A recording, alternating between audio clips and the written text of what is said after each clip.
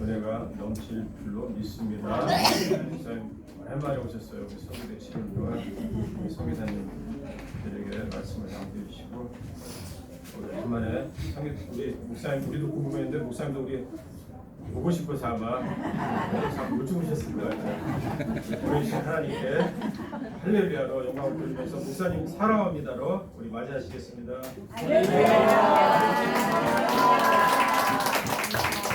할렐루야. 네. 정말 보고 싶었습니다. 네. 저도 여러분 사랑합니다. 감사합니다. 역시 여러분은 여전히 성령 충만하신 곳이 전 이런 생각을 합니다. 세상에 많은 사람들이 있는데 그 중에 하나님께서 우리를 택하여 주시고 이렇게 사랑스러운 은혜로운 공동체에서 여러분 신앙생활 한다는 게 정말 축복인 줄 믿습니다. 네. 한번 기도하고 말씀 나누기 원합니다. 이 시간 기도할 때는요, 지금 제가 말씀드린 대로 감사합니다. 그저 감사합니다. 예수님 주 안에 있는 것만으로도 정말 감사합니다. 이 사랑스러운 공동체, 은혜로운 공동체에서 신앙생활 하게 하신 거 정말 감사합니다.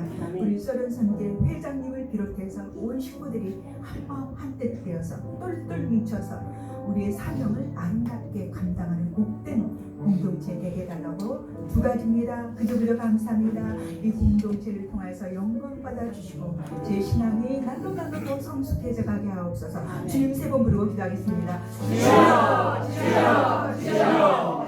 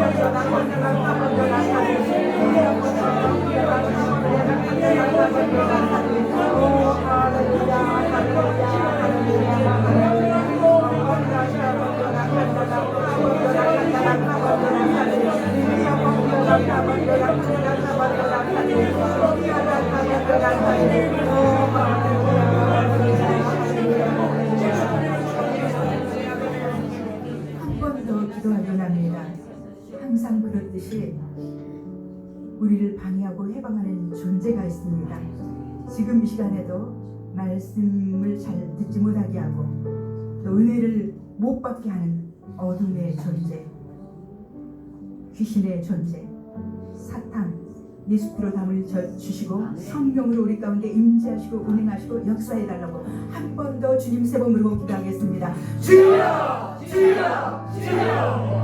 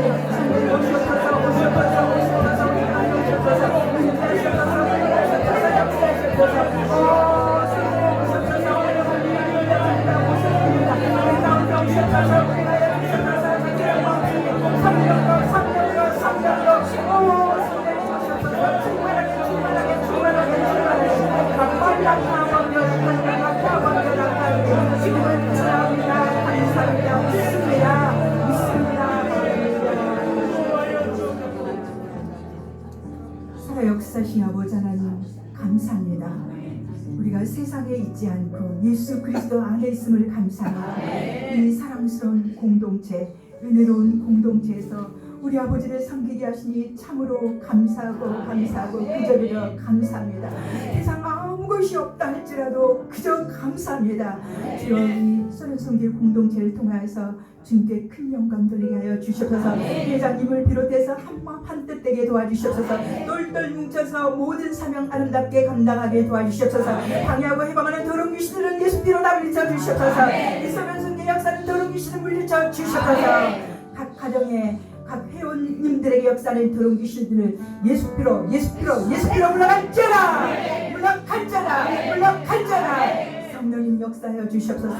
우리 가운데 역사하여 주시옵소서. 임재하여 주시옵소서. 오시옵소서. 충만하게 오시옵소서. 주님 홀로만 영광 받아주고 높임 받아 주시옵소서. 이 시간 우리 주님만 영광 받아 주시옵소서. 처음부터 끝까지 다 주님께 드리며 감사하고 예수님 이름으로 기도드립니다. 할렐루야. 우리 이미 승리한 줄 믿습니다. 옆에 계신 우리 성도님들에게 우리는 승리했습니다.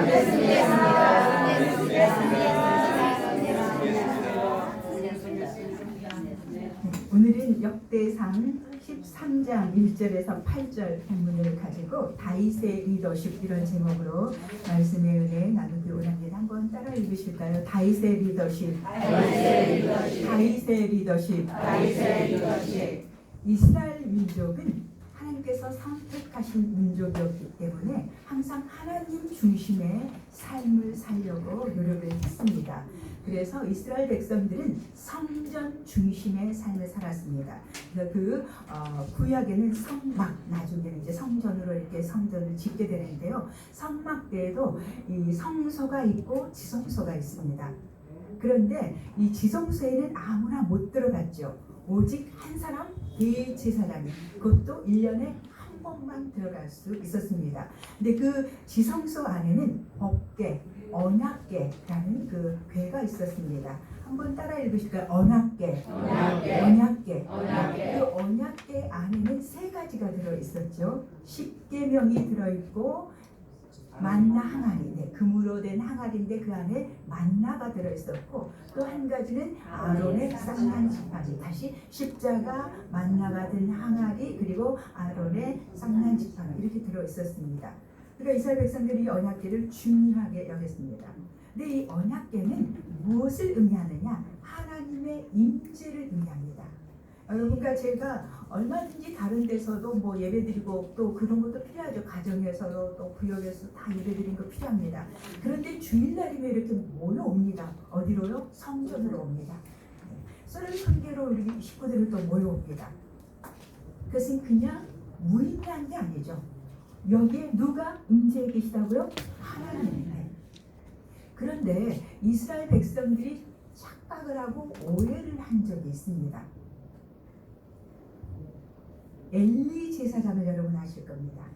엘리 제사장 시대 때는 영적으로 어두운 시대였습니다. 영적으로 깨어있지 못한 그런 시대였어요. 그런데 그때 블레셋 나라가 이스라엘을 침공해 왔습니다. 이게 전쟁이 일어났어요.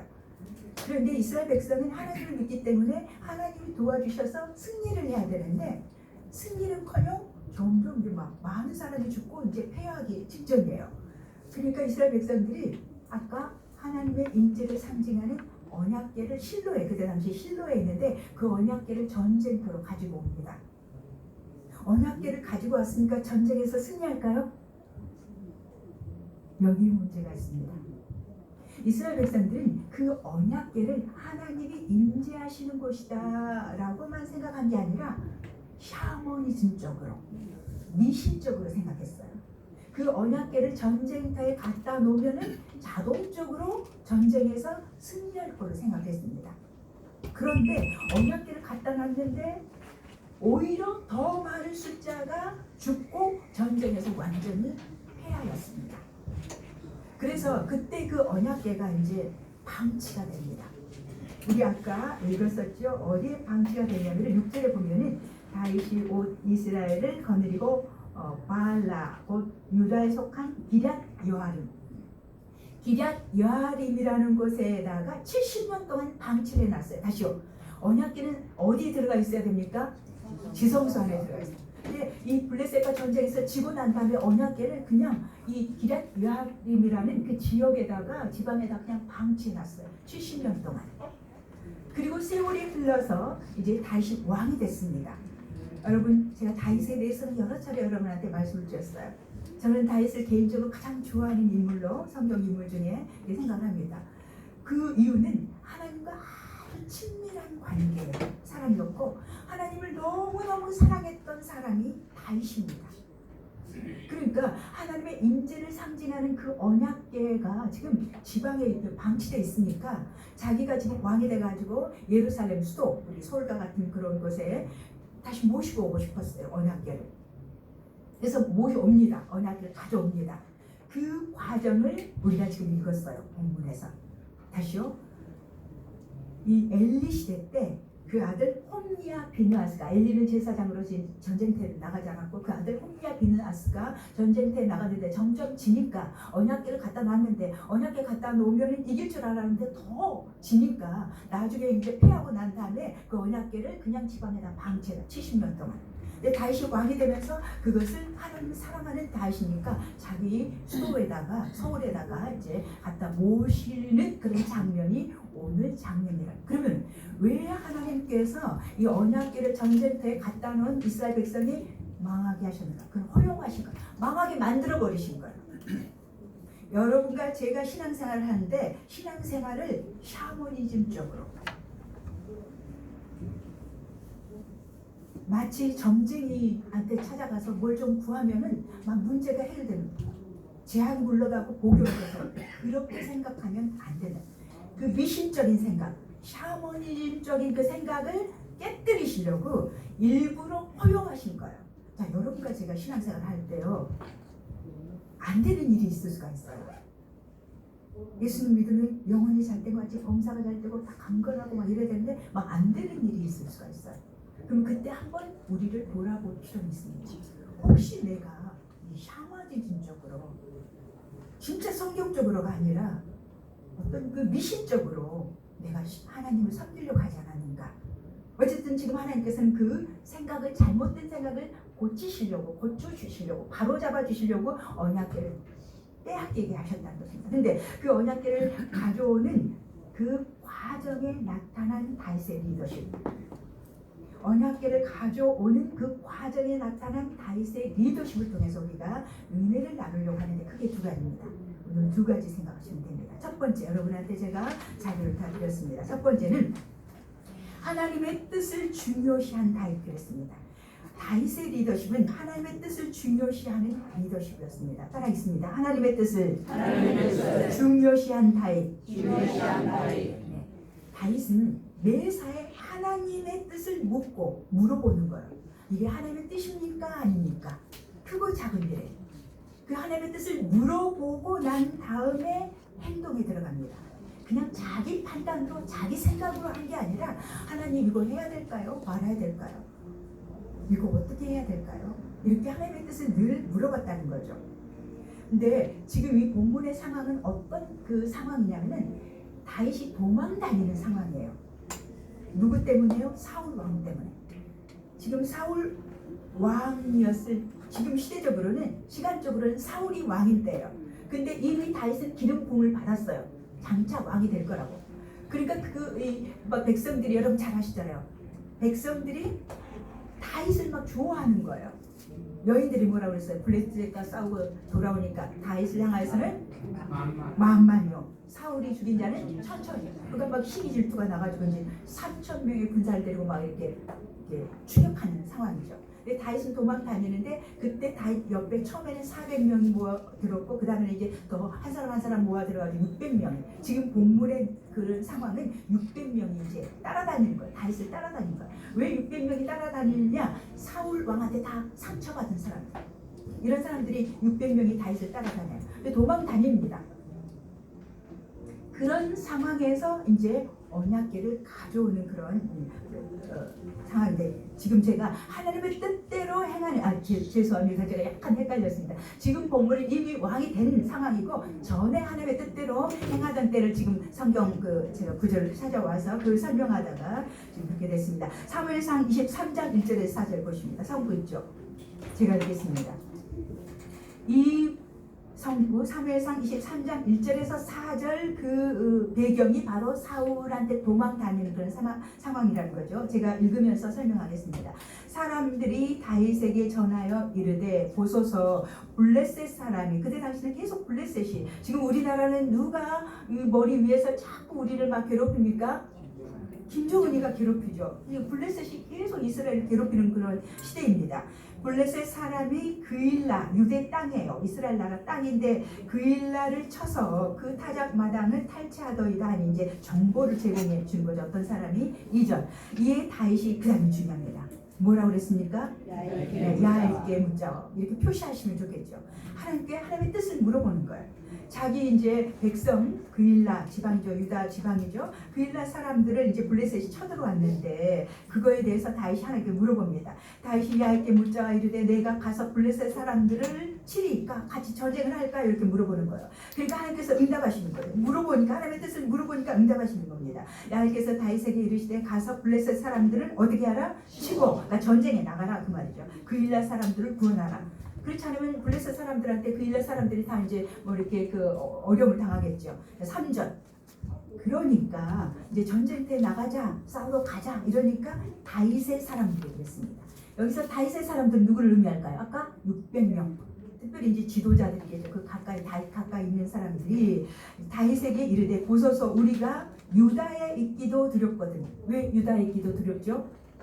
네, 사울한테 지금 쫓겨다니니까 유다에 있기도 두렵거든. 하물며 그일라에 가서 그러니까 다 드러나겠잖아요. 그일라 가서 전쟁을 하면은 이제 다윗이 어디 있는지 지금 숨어 있는 상황인데 다 드러나니까 그일라에 가서 블레셋 사람들의 군대를 치는 일이 맞는 말입니까? 그건 잘 안 되죠. 우리 정체가 드러나서 우리도 죽고 그일라 사람들도 다 죽게 생겼습니다. 뭐 이런 식인 거죠. 4절 다 찍습니다. 시작. 다윗이 야훼께 다시 묻자오되 야훼께서 대답하였되 일어나 우리나라로 내려가라. 내가 블레셋 사람들을 내 손에 넘기리라. 네, 4절 다시 제가 있습니다. 다윗이 아까 3절에서 다윗 주변의 사람들이 안 됩니다. 우리가 지금 그런 때가 아니 지금 그럴 상황이 아닙니다. 이렇게 하니까 다윗이 뭐합니까? 다시 중요합니다. 아까 전쟁에 나갈까요 말까요는 다윗이 그냥 하나님께 물어본 거예요. 그러니까 전쟁에 나가라. 그러니까 이제 옆에 그 지도자들한테 백성들한테 600명한테 우리 전쟁에 나가자. 그러니까 가까이 있는 사람들이 지금 말이 됩니까? 그러니까 다윗이 다시 하나님 이렇게 옆에 사람들이 우리 백성들이 반대하는데 어떻게 하죠? 다시 물어보는 거예요. 자 여기서 중요한 것은 다윗은 누구의 뜻을? 하나님의 뜻을. 하나님의 뜻을 확실히 알고 행동에 임하려고 했던 하나님의 뜻을 중요시했던 그런 사람이 바로 다윗이라는 것입니다. 다시 본문으로 돌아옵니다. 이렇게 다윗이 왕위에 오른 후에 제일 먼저 하나님의 임재를 상징하는 언약궤를 예루살렘으로 옮겨오려고 한 그 이유는 바로 왕이 돼서 이스라엘 백성을 다스릴 때 누구 뜻대로 다스리고 싶어서요? 하나님의 언약궤는 하나님의 임재를 상징하니까 언약궤 앞에 가서 하나님의 뜻을 물어보는 거예요. 이해되십니까?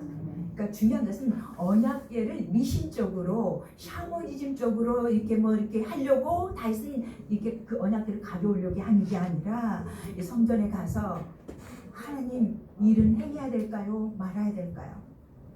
이걸 하나님의 뜻을 물어보고 왕으로서 하나님의 뜻대로 이 민족을 유다 민족을 이끌어가려고 섬기려고 그렇게 하기 위해서 언약궤를 지금 가져오려고 합니다. 저는 지금 여러분도 기도하시겠지만 정말 이 민족의 지도자는 중요한 것 같습니다. 여러분이 뭐 진보파인지 보수파인지 저는 잘 모르겠습니다. 각자마다 뭐 나름대로 생각이 다 다를 수가 있죠. 근데 분명한 것은 여러분과 저는 하나님의 도우심을 받아야 돼요. 이 나라가. 첫 번째 기도 제목이 제 기도 제목은 하나님 이 나라 민족이 고요하고 평안한 평안한 중에 하나님을 섬기게 하옵소서. 지금 나라가 많이 어려운 거 정말 제가 말씀드리지 않아도 많이 여러분 들으셨을 것입니다. 경제적으로 어렵죠. 뭐 이렇게 외부적으로 다 뭐 이렇게 왕따 당하는 것 같은 그런 상황이죠. 그래서 저는 이 지도자를 위해서 기도할 때 정말 날마다 기도합니다. 다윗의 리더십을 가진 그런 지도자. 그 다음에 제가 이게 리더십을 공부해 보니까 느헤미야가 아주 리더십이 탁월합니다. 정말 백성 중심의 리더십이에요. 하나님 이렇게 다윗과 같아요. 느헤미야가. 그래서 다윗과 같은 리더십, 느헤미야 같은 리더십으로 이 민족을 섬기고 이끌어갈 그런 지도자를 세워 주시옵소서.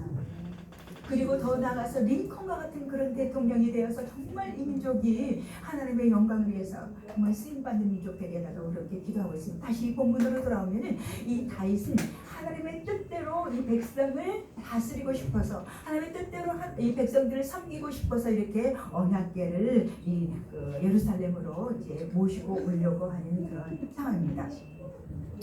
그렇기 때문에 우리는 다윗처럼 매사에 작은 일이든 큰 일이든 하나님의 뜻을 묻고 그 뜻에 순종하는 삶을 살도록 힘써야 합니다. 제가 요즘 찰스 스탠리 목사님, 미국 목사님이십니다. 여러분 아시는 분 아실 거예요. 그 목사님의 설교를 계속 많이 들은 설교를 또 듣고 듣습니다. 그 중에 이제 한 가지가 이 목사님은 이제 저술가예요. 책을 많이 썼습니다. 그리고 이제 방송 하나 운영해요. 사이트를 하나 운영해서 설교를 하시고 말하는데 뭘 이분은 중요하게 여기냐면은 하나님의 음성을 듣는 법, 하나님의 뜻대로 사는 법, 하나님을 앞서면 안 된다. 다시요. 찰스 스탠리 목사님인데 어떻게 보면은 그분 설교를 들으면 약간 어려울 수도 있어요. 어려울 수도 있는데 깊어요. 말씀이 깊습니다. CTS 우리 그 기독교 방송 CTS에서 나오는데 그 방송 CTS 방송을 들으려면 뭐 그 시간대에 찾아서 듣기는 어렵잖아요. 근데 인터넷 들어가면은 CTS 들어가면은 그게 이제 있어요. 자료가 그대로. 그러니까 언제든지 듣고 또 듣고 막 그래도 좋아요. 저는 요즘 계속 듣고 또 듣습니다. 왜 제가 자꾸 듣고 또 듣겠습니까? 저도 하나님의 뜻대로 살고 싶어서. 중요한 것은 많은 하나님의 백성들이, 많은 크리스찬들이 하나님의 뜻인지 아닌지 모르고 그냥 행한다는 거예요. 이분이 말씀하신 것 중에 한 가지는 자기 이기주의적인 그런 생각 때문에. 그러니까 하나님은 앞서지 말아라. 여러분 여러 가지 막 급해요. 우리가 기도자 하는 기도 제목은 빨리 응답받기 원해요. 특별히 우리나라 사람들 빨리빨리 민족이잖아요. 그러니까 기도 응답도 빨리빨리, 저도 빨리빨리 받고 싶어요. 그러니까 우리 가정 예배 때도 그렇고 개인적으로도 하나님 빨리 응답해달라. 그런데 중요한 것은 하나님의 때. 그래서요 이 구절 중요한 구절입니다. 제가 암송하고 제 핸드폰에다가 기록해 놨습니다. 시편 27편 14절. 시편 27편 14절. 너는 야훼를 기다릴지어다. 강하고 담대하며 야훼를 기다릴지어다. 자, 다시요. 시편 27편 14절이에요. 너는 야훼 하나님을 기다릴지어다. 뭘 기다려? 하나님의 때를 기다리라는 거예요. 너는 야훼를 기다릴지어다. 강하고 담대하며 야훼를 기다려. 중요한 것은 강하고 담대하며. 여러분 기다리는 것은요 어려워요. 뭐가 필요합니까? 강해야 돼요. 그리고 담대해야 돼요.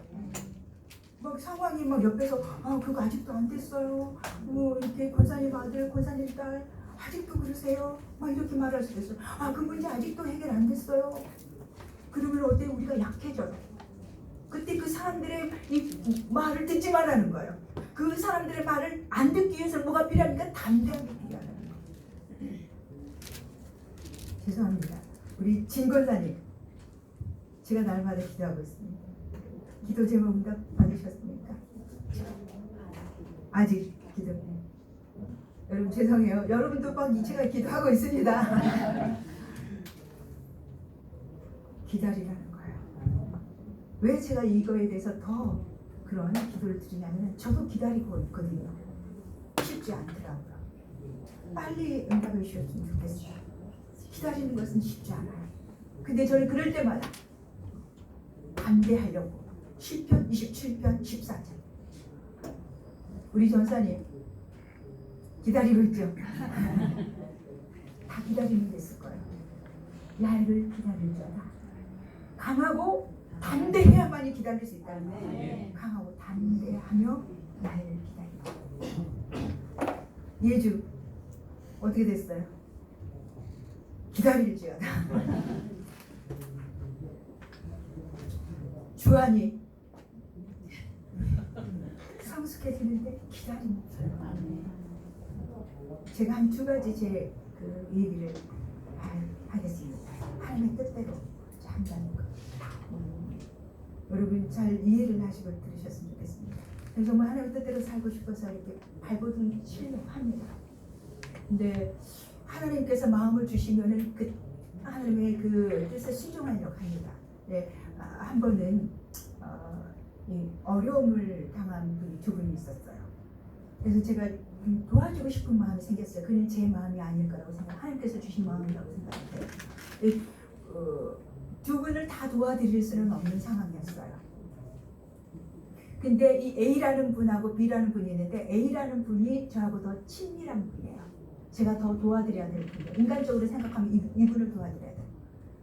근데 기도를 하면은 이분을 도와드리라는 거예요. 그래서 제가 갈등이 생겼어요. 저는 모든 일에 우리 장로님과 같이 공유합니다. 이 얘기도 하고 우리 장로님은 이제 함부로 이렇게 자기 생각을 이렇게 다 그러진 않으셔요. 제가 기도하면은 그걸 기다려 주셔요. 그런데 점점 시간이 갔는데 결국 하나님께서는 A라는 분이 아니라 B라는 분. 정말 저는 인간적으로 생각하고 이분을 도와드려야 돼요. 그래서 저는 순종했어요. 근데 그것이 그 순종하고 난 다음에 너무너무 하나님의 뜻에 제가 순종했다는 그 기쁨이 있어요. 한 가지 더 근래에 있었던 일이에요. 하나님께서 저에게 자꾸 그런 마음을 주셔요. 또 한 가정인데 그 가정도 어려움을 당했어요. 정말 가다가 감동만 것 같은 그런 어려움을 당했어요. 근데 제가 모든 세상에 있는 사람 다 도울 수는 없어요. 제 주변에도 어려운 분들 많이 있어요. 학생들도 많이 있고 다 많이 있어요. 근데 제가 다 도울 수는 없죠. 근데 그 가정을 돕고 싶은 마음이 막 생겼어요. 그래서 저희 장로님도 같이 해서 뭐 조금씩 도와주셨어요. 근데 근래 또 도와주려고 하는데 우리 한계를 넘어서는 못하잖아요. 근데 우리가 갖고 있는 것 중에 얼마를 이렇게 좀 도와줄 수 있겠다 싶었어요. 근데 우리 장로님이 그러니까 사람을 통해서도 하나님 역사실 저는 이제 계속 그걸 놓고 막 기도를 하는데 이만큼 우리가 도와줄 수 있겠다. 근데 우리 장로님은 그 배를 얘기를 하셨어요. 그러니까 저는 좀 벅찼어요. 왜냐면 우리도 살아야 되잖아요. 그래서 그걸 놓고 이제 우리 계속 기도하기로 했어요. 계속 기도하는데 가정 예배를 딱 드리는데 요즘 시편을 계속 가정 예배 이제 드리는데 시편 41편 1절에서 3절이에요. 제가 이것은 이 외우고 암송하고 기억하는 것은 레마로 받았기 때문이에요.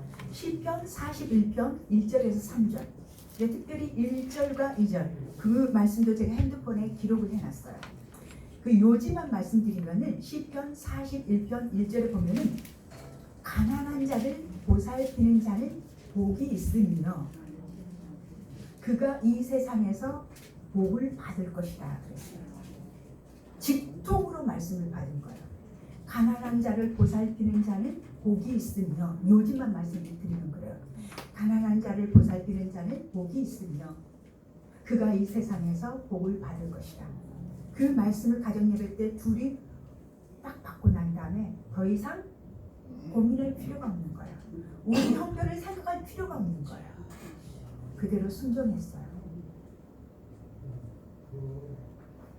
제가 말씀드리고 싶은 것은 그렇다고 해서 제가 모든 일에 다 하나님의 뜻대로 순종한다고는 말할 수 없을 거예요. 저도 인간이니까. 아까 그 스탠리 목사님도 자기도 많이 실수하고 뭐 이렇게 그런다는 거예요. 그러나 정말 하나님의 뜻인가 아닌가를 이렇게 분별하려고 하는 자세. 자, 여기서 두 가지 제가 강조해서 말씀드렸습니다. 하나님의 때를 기다리는 것. 그리고 하나님의 뜻이면은 내 형편 보지 말고 그냥 순종하는 것. 또 한 가지는 그 아까 그 일에 있어서 청직이라는 거예요. 하나님께서 우리한테 주셨으면은 하나님께서 쓰라고 하면은 우리는 막 가난뱅이가 되게끔 우리도 다 뺏어가지고 그럴 하나님이 아니세요. 다만 청지기로서 또 우리한테도 하나님께서 필요한 것을 채워주실 줄 저는 또 믿어요. 통로가 그야말로 축복의 통로인 거죠. 쓰임 받는 거죠. 소련 선교가 쓰임 받는 거죠. 소련 선교 이 선교하는 거 쉬운 일입니까? 절대로 쉬운 일이 아니라고 봐요. 저는 우리 회장님 이 회장님으로서 그 직분을 감당하는 거 저는 절대로 쉽지 않다고 봅니다. 하나님께서 세우셨으니까 사명감을 가지고 통로로 쓰이는 거죠. 이 소련 선교 식구들 다 그렇습니다. 다시요. 첫 번째 대지에서 우리에게 주시는 교훈은 뭐냐? 다윗은 하나님의 뜻을 중요시하는 그런 리더십을 가졌다. 여러분과 제가 삶을 사는 데 있어서 이렇게 하나님의 뜻을 중요시하는 신앙생활을 해야 된다. 그렇게 하실 분 아멘 하시겠습니다. 두 번째, 다윗은 그 다윗의 리더십은 백성과 함께하는 리더십이었습니다. 따라했습니다. 백성과 함께한 다윗. 백성과 함께한 다윗.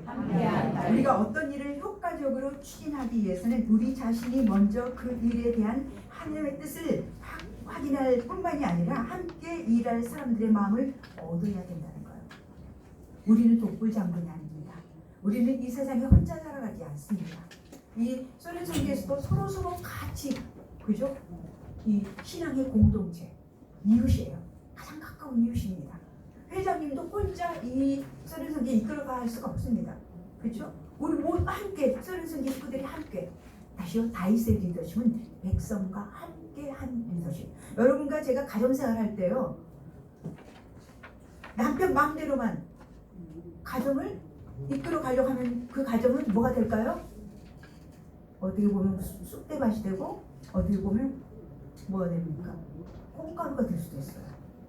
아내와 함께 자녀들 다 무시하고 부모 뜻에 따라와. 이것도 잘못된 거예요. 이웃과 함께하는, 배우자와 함께하고 이웃과 함께하고 공동체 식구들과 함께하는 그런 우리 삶이 돼야 된다는 그런 교훈을 준 거죠. 다윗은 언약궤를 옮겨와야 됐다고 생각한 다음에 지도자들과 온 백성의 그 뜻, 의향을 물어봤습니다. 확인합니다. 역대상 13장 1절과 2절입니다. 역대상 13장 1절과 2절 다 읽습니다. 시작. 다윗이 천부장과 백부장 곧 모든 지휘관과 더불어 의논하고 다윗이 이스라엘의 온 회중에게 이르되 만일 너희가 좋게 여기고 또 우리 하나님 나에게로 만나놨으면 우리가 우리 하나님의 궤를 우리에게로 옮겨오리라. 자, 거기 2절 보십니다. 그러니까 1절에도 천부장 백부장 지도자들과 의논했죠. 1절 하반절에 의논했다고 했습니다. 2절 이 이스라엘 온 회중에게 이르되 자, 너희가 좋게 여기고 다시 자기 마음대로 한 게 아니라 백성들의 의향을 물어봤다는 거죠. 따라하겠습니다. 너희가 좋게 여기고 또 우리 하나님 야훼께로 말미암았으면은 3절에 우리가 우리 하나님 궤를 옮겨오자 그랬습니다. 그리고 이스라엘 온 백성의 동의를 얻은 다윗은 언약궤를 옮겨오는 일에 이스라엘 모든 지파를 참여시킵니다. 역대상 13장 4절과 5절입니다. 또 다 같이 읽습니다. 시작. 온 백성의 눈이 이 일을 좋게 여기고 온 회중이 그대로 행하겠다 하자. 이에 다윗이 애굽의 시올 시내에서부터 하맛 거기까지 온 이스라엘을 불러 모으고 기럇야림에서부터 하나님의 궤를 이루고 거기 한 가지 5절에 보면은 애굽의 시올 시내라는 것은 그 이스라엘의 최남단, 우리나라로 뭐 해남 땅끝 마을, 우리 이용호 목사님 자꾸 땅끝 마을 하죠. 거기 최남단. 그리고 위치한 그 애굽 시내이고 하맛 어기라는 그 북쪽이에요.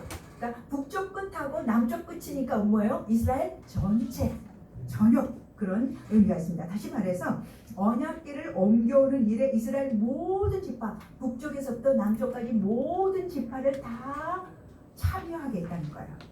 그러니까 백성과 함께하는 리더십. 그때 당시 시대적으로 보면은 절대 군주 시대입니다. 왕이 곧 법이에요. 그런 말이죠. 집이 곧 법이다. 그러니까 아주 그 독단적인 그 리더십을 가진 사람을 향해서 뭐라 그럽니까? 갑질을 최고로 하는 사람. 독재자죠. 그 사람 뭐예요? 자기가 법이에요. 하라는 대로 다 해야 돼요. 밑에 사람들이. 그런 시대였어요. 옛날에는. 절대 군주 시대였습니다. 다윗이 그냥 자기가 명령만 해도 돼요. 법계 가져와라 하면 됩니다. 근데 다윗은 그렇게 하지 않았어요. 누구의 의견을 물어봤습니까? 백성들의 이렇게 백성과 함께하는 리더십을 가진 사람이 바로 다윗입니다. 그래서 그 밑에 성구도 보십니다. 역대상 13장 6절입니다. 같이 읽습니다. 시작. 다윗이 온 이스라엘을 거느리고 바알과 유다에 속한 기럇 여아림에 올라가서 나의 하나님의 죄를 내려오려. 이 그 병행 구절이 그 밑에 있는 성구입니다. 사무엘하. 지금 우리 역대상 13장을 살펴보고 있는데 사무엘하에도 똑같은 내용이 기록되어 있는데 조금 자세하게 기록되어 있어요. 제가 읽습니다. 아까 13장 6절의 내용이 여기 기록되어 있는데요. 다윗이 이스라엘에서 뽑은 무리 몇 명을 3만 명. 몇 명을요? 무려 3만 명을 다시 모으고 그랬습니다.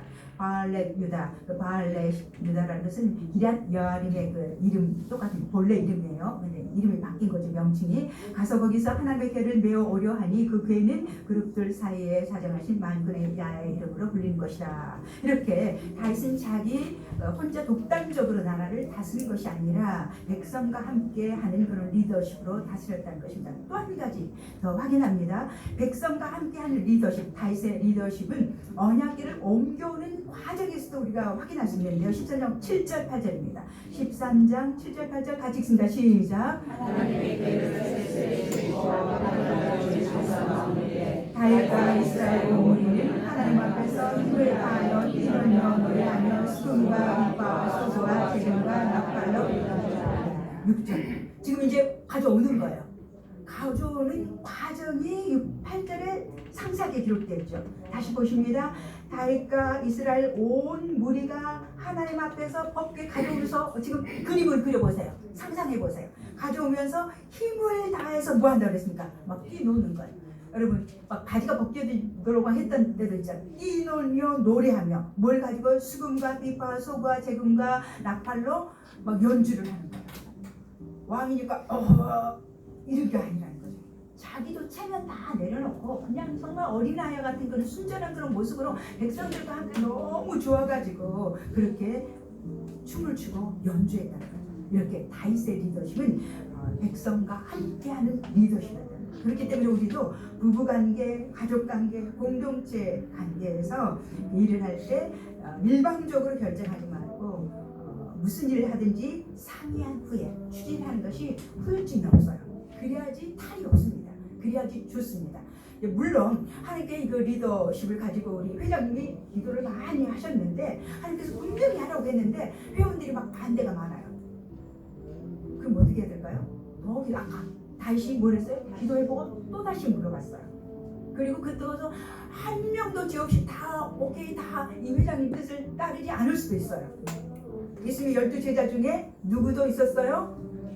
그렇다고 해서 여러분 오해하면 무슨 말이냐면 그럼에도 불구하고 이렇게 기본적으로는 이 함께하는 리더십, 백성과 함께하는 리더십이 필요하다는 것입니다. 그래서 저는 가족 얘기를 자꾸 말씀을 드리는데 저는 정말 우리 장로님하고 모든 일을 공유하려고 합니다. 작은 일도 큰 일도 공유. 근데 제가 이렇게 봤을 때 저는 정말 이렇게 숨기지 않으려고 해요. 근데 우리 장로는 가끔 저한테 숨기는 게 있는 거예요. 우리 시어머니 공양하는 거에 있어서 그 나쁜 일은 아니니까 제가 모른 채요. 무슨 말인지 아시겠습니까? 저한테 미안하니까 무슨 말인지 아시겠죠? 그러신 것 같아요. 그래서 저는 우리 쪽에 이쪽 친정 쪽에 할 때 저는 최대한대로 다 이렇게 우리 성도님한테 그러면은 저는 정말 그래요. 작은 식사 누구 오늘 만나서 같이 이 식사 교제하는 것까지도 일부러라도 어떤 때는 이렇게 얘기를 해요. 중요한 것은요. 함께하는 리더십. 자녀들하고도 마찬가지예요. 너는 자녀니까 너희들은 자녀니 우리를 따라야 돼. 이거 아니에요. 요즘은 또 시대가 달라져서 더 그래요. 같이 운동하고. 조금 저는 어린이 프로그램 좋아한다고 제가 말씀드렸죠. 조그만 아이한테도 2-3살 먹은 아이한테도 물어보더라고. 너 뭐 이렇게 할까 저렇게 할까. 그런 리더십이 우리한테는 필요하다는 것입니다. 자, 그래서 다윗의 리더십은 이게 중요합니다. 기본에 충실한 리더십입니다. 본질에 충실한 리더십입니다. 기본이 바로 서 있어야 됩니다. 본질이 바로 서 있어요. 이 다윗의 리더십은 제가 이 말씀을 준비하면서 십자가의 리더십이에요. 자, 오늘 1대지에서는 다윗의 리더십은 무엇을 중요시한 리더십이었습니까? 하나님의 뜻을. 두 번째 리더십은 무엇을 중시한 리더십이었습니까? 백성. 십자가가 뭡니까? 예수님이 어디서 돌아가셨습니까? 십자가요. 십자가는 수직. 저를 보십시오. 수직 관계와 수평 관계. 수직 관계는 누구와 누구 관계입니까? 하나님.